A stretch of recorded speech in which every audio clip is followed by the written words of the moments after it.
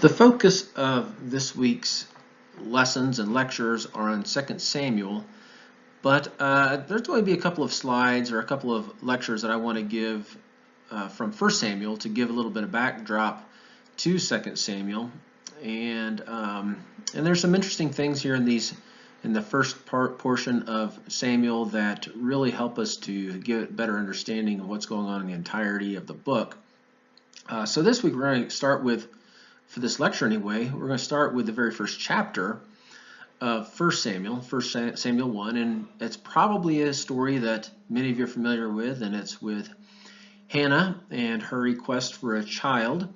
And so, but we're going to look at this from a slightly different perspective, and although there's a lot of interesting things, multi-layered, multifaceted aspects of this particular story that we could really delve into, spend a long time discussing. But I will just direct you to the commentaries for that if you're more interested in those. But for now, let's look at this particular question of Hannah's request and how that foreshadows Saul. So just kind of to remind you what's going on in 1 Samuel chapter 1, Hannah is faced with a certain predicament. And so first of all, let's introduce who our characters are. The first one, there's one man, Elkanah, who was an Ephraimite. And he had two wives, Hannah, and Peninnah. And of course, you probably know that Hannah's name means grace, which is awfully fitting to her name. And then there's Peninnah. Now, Peninnah, it states with her that she had all her sons and daughters. Now, the text does not specifically state how many sons and daughters she had, but the significance of that phrase, all, there, suggests that she had several. And that's going to certainly play into the drama of the narrative.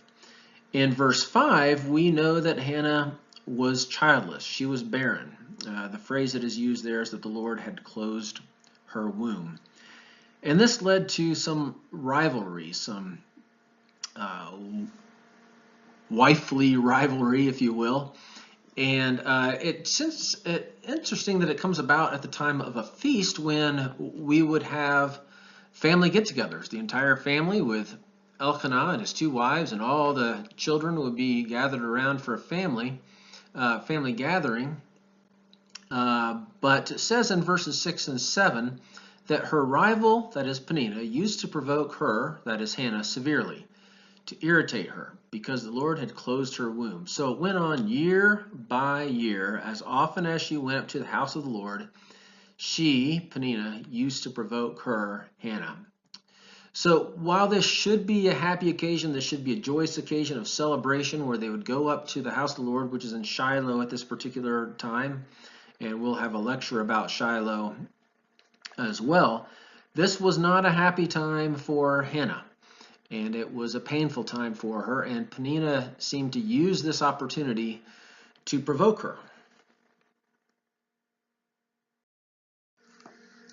So without going into all the details surrounding Hannah's petition and how she went about doing that and the state that she was in emotionally, let me just cut to the chase here in verse 11 of chapter 1.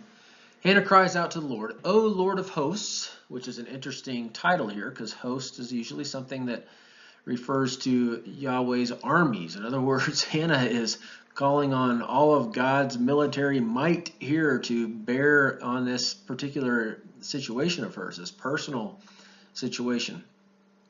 "If only you will look on the misery of your servant."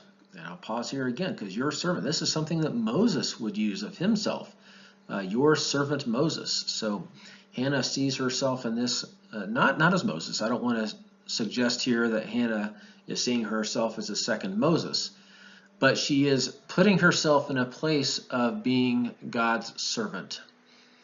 "And remember me and not forget your servant, but will give to your servant a male child.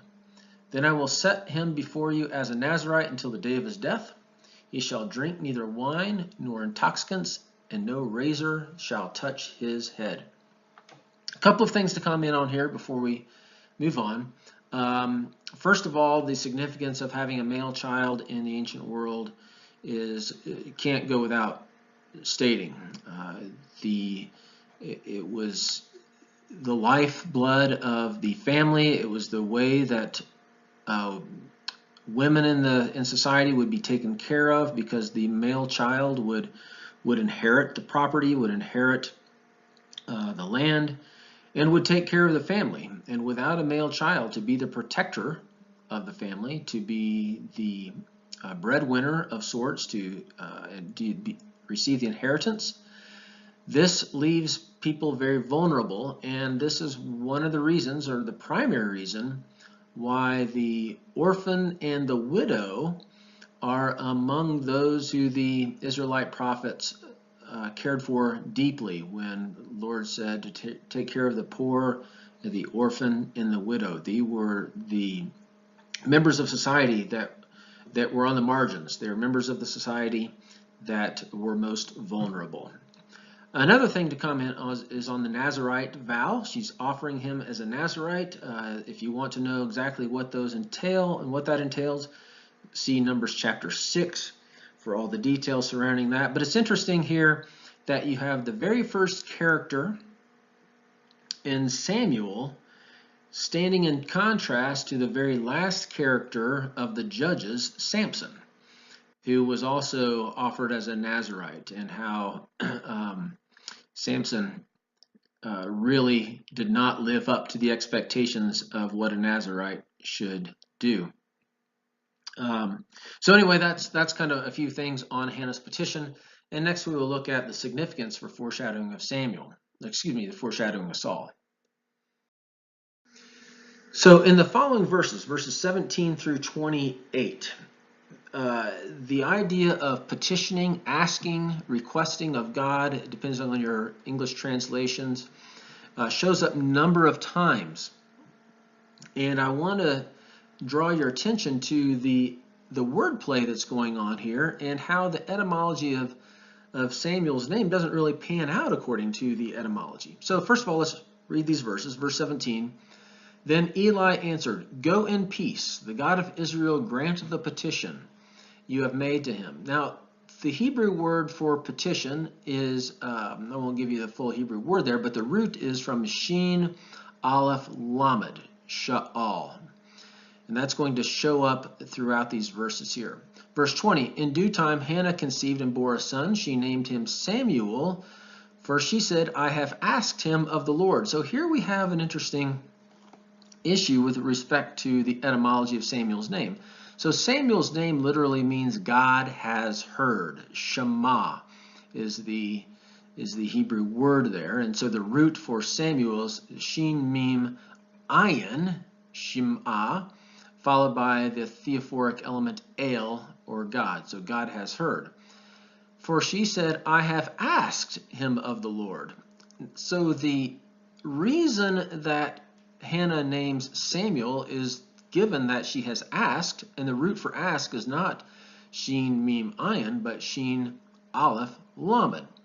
So there's not a connection there etymologically between the asking and the name of Samuel. It would almost be like saying, I'm going to name my child David because he is a mighty warrior. All right, there's no connection there between warrior and David. There's nothing etymologically. You might say, well, there's a connection there in terms of the history of David, but there's no connection there in terms of the root of the word. Let's move on. Verse 27. For this child I prayed, that the Lord has granted me the petition, again, Shin Aleph Lamed, that I made to him. Therefore I have lent him to the Lord. As long as he lives, he is given, Shin Aleph Lamed, to the Lord. Now here's where it gets interesting. Okay, so verse 20 was the clue. Verse 20 indicated to us that there was not a direct connection between Samuel's name and the reason for the name, and this isn't entirely uncommon in the Old Testament. We have that occurring several places. But in this particular case, in this particular book, it's fascinating because the name given, or the word used for he is given in verse 28, is not just a root of Shin Aleph Lamed, it is the exact same root for the person Saul. In fact, his name is spelled Shaul in throughout 1 Samuel. So in other words, in verse 28, where it says, therefore I've lent him to the Lord as long as he lives, we could read, he has given Saul to the Lord. Now, this is not what we are expected to read, and your English translations get this right by saying he's given, or he is, because it was asked, you might say, of the Lord. But here I think it's fascinating, because what we have in Samuel is an anti-Saul. Saul was a leader who did not pan out to be the leader he was pegged to be. He was the people's choice. He is somebody who rose up from the ranks because he was a strong warrior, because he was tall, because he was the kind of leader that people would want to lead their people. He was as a warrior.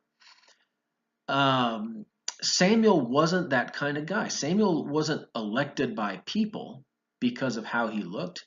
He was somebody who was given over to the Lord, who would serve him all the days of his life. Sometimes he made a few mistakes that actually led to Saul's kingship.